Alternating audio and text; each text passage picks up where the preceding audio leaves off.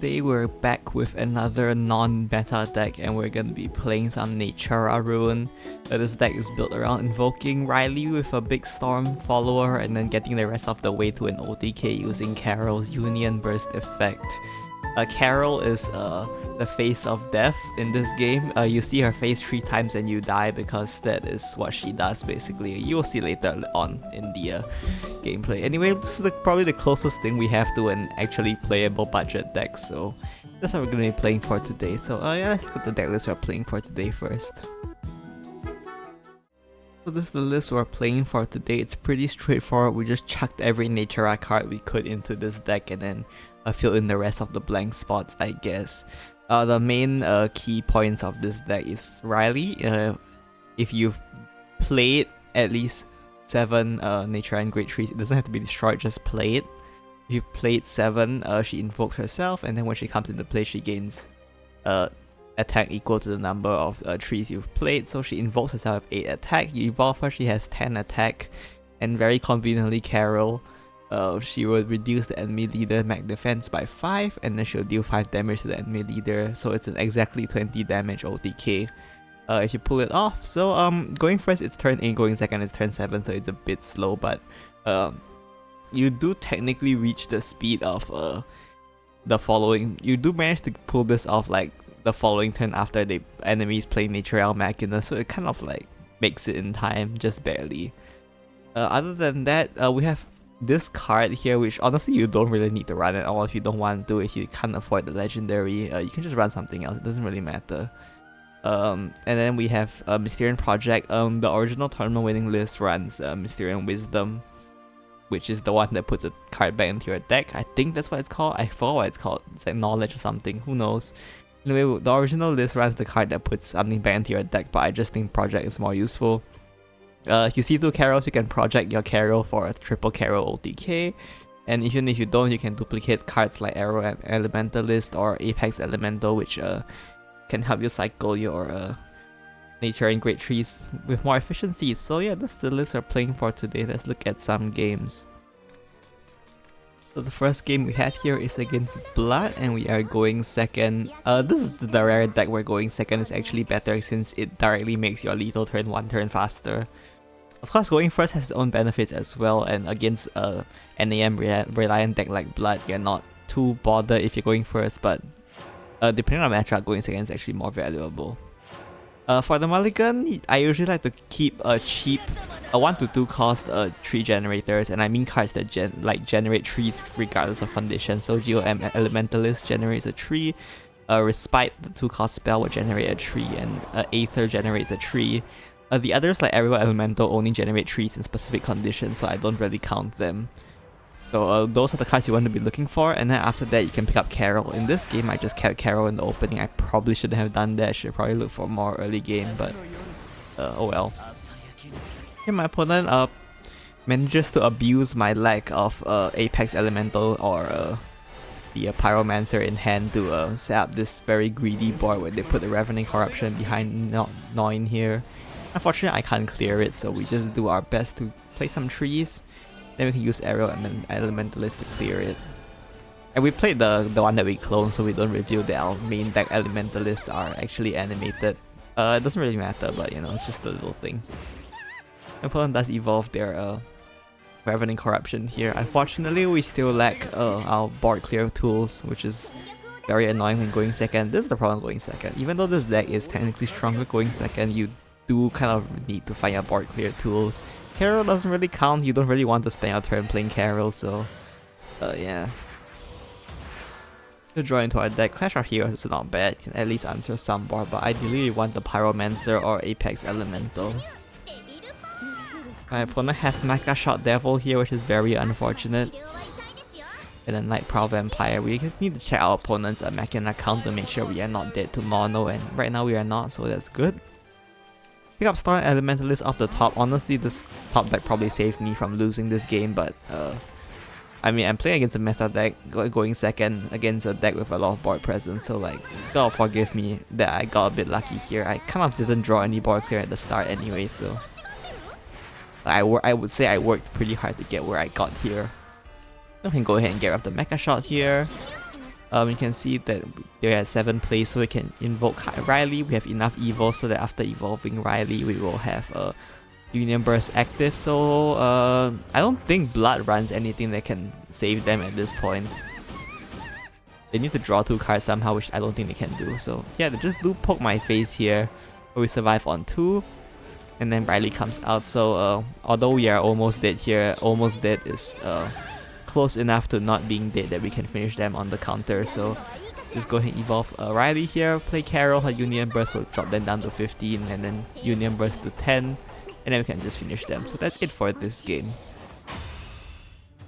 Our next game here is against Rune, and we're going second. Against Spell Boost, it's not too bad. Against the Mirror, going second is favored, so in pretty good shape here. I kept the Passionate Potioneer here because I want to look for a bit of a high roll. You are technically favored in going second, but that's reliant on you getting 7 trees played by the end of turn 6, which is not always the most reliable thing you can pull off. Comparatively, your opponent has until turn 7 to play all their 7 trees, so they're advantaged in that regard. And this deck has 0 wards in it, so we don't even have that as a counter to Riley. So basically what I'm saying is that we sort of have to high roll to win this matchup, because while we can lethal them earlier, our lethal is also much more difficult than theirs will be. Yeah, we do manage to pick out a tree generator, so we can sort of start moving from there, pick out a nature and great tree. I don't play it here because there's no reason to. Even if I play it next time, I play it next turn, and we do have that 2 Gods Legendary that has bonus effects based on how many animals you've played in a turn, so keeping the 0 cost when you don't immediately need the draw is just a probably useful habit to have. Oh, I should point out here, this was when I was still running Mysterious Wisdom. I cut it from the deck like soon after though, because it was just like really bad, so yeah. Yeah, I considered using Apex Elemental to clear the Geo Elementalist, but I want to start dropping Karyl's Union Burst down, so we go ahead and just evolve the Geo Elementalist and trade. In some matchups you have to worry about them not giving you a target to play Apex Elemental on, but in this matchup they also need to play their trees, and the tree generators for this deck are almost entirely followers, so basically it means that I will usually have a target for Apex Elemental. Pick up Pyromancer here, go ahead and play that just to cycle the trees more. Then we can drop the Nature and Great Tree here right now, and then we just evolve the Pyromancer. As you can see, we don't actually have a follower to evolve next turn, so even though there's nothing on the board, we just evolve here just in case we don't find a suitable follower. Right now we still need to find one more tree generator though, so we are not quite out of the woods yet. My opponent is playing their cards. Right now they have 7 trees, so they will invoke Riley, but this deck has like next to no like face damage besides Riley and Karyl's Union Burst, so it's very telegraphed. So even though we are quite low and we know that Riley is invoked next turn, we're not even like slightly concerned. We just drop the tree here. Now we are at 7, and now they are the ones that have to be scared, because as you can see, Riley comes out with 8, they can evolve it and put it up to 10, but Karyl's Union Burst cannot be active because at most it will be 8, and they haven't evolved a single follower either, so it's not even at 8. So yeah, they do evolve the Riley here to punch me in the face for as much as they can, but unfortunately for them, we managed to get Riley in time, so we can go ahead and evolve the Riley here. And then as we saw last game, Karyl will drop them down to 15 max health. Then her Union Burst will drop them down to 10, which then Riley can finish them off. And we had Clash of Heroes in case there's a ward, but there isn't a ward. Our last match here is against Shadow, and we are going first. I think you've at this point seen enough games where the Natura gimmick works, so I think it's time for us to showcase what we're all really here for, which is Karyl. As you can see, this is a very bad hand. Mulliganing against Shadow is very annoying because Machina Shadow has become more popular. Against Machina Shadow, the Karyl win con is basically free.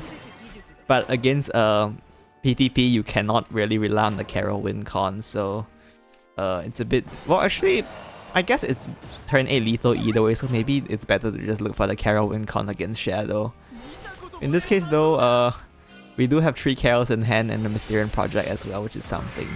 We still have no tree generator, so we just use this Potioneer to clear their follower. And at this point my opponent drops Ania, so at this point the game's pretty much won. it's very unlikely that you lose the game against Machina because they are very reliant on the enhanced 9 of Fleeting Joy, and you kill them before that as long as you draw enough Karyls, which we already do have. But just to seal the deal even more, we do pick up a 3 generator, so we can use the Pyromancer to clear their followers here. And we save the evil point for Karyl next turn, so we can sweep their board in one go no matter what they do. Opponent drops Ania here, which is completely fine. Karyl's effect, it's just a hard destruction, so it's fine there. And go ahead and drop Karyl here and evolve it. Similar to what we talked about previously with the mirror match, Machina Shadow also doesn't have too much burst damage. You might have to watch out for Shuten Doji. Other than that though, they don't really run Storm beyond like He Who Wants Rock, but that's a 10 cost follower, so you don't have to worry too much about taking too much damage. As long as you're not dead on board, you're unlikely to be dead, just in general. And we don't have to worry about Fleeting Joy either, because all our damage is in 1s with the Karyl game plan. So yeah, we're basically just gonna win the game, so we just play Karyl here once again. Evolve. My opponent has seen Karyl twice. The third time they see Karyl, they die. And funnily enough here, I can actually use Mysterian Project and then play the clone Karyl, and I probably would have still been fine, so I could have made them go down to max health 0.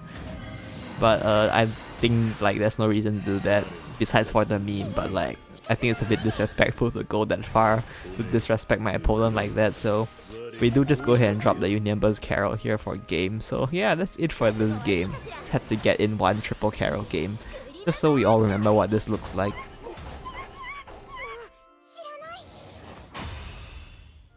Those are all the games I have for you today. Hopefully it gave you some idea of how this deck worked in case you want to try it yourself.